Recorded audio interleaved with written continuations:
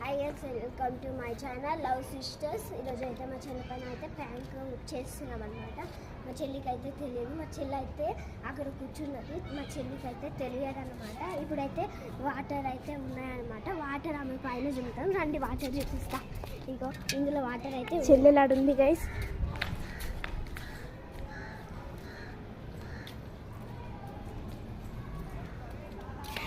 చెల్లి బంగారు తల్లి ఉండి ఇన్నే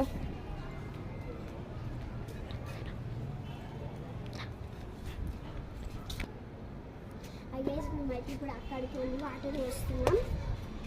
వెనకాల దాపెట్టుకుంటున్నాం. నేను పిలుచుకొస్తా. చెల్లి కర్రా చెల్లమ్మ ఇక్కడమ్మా.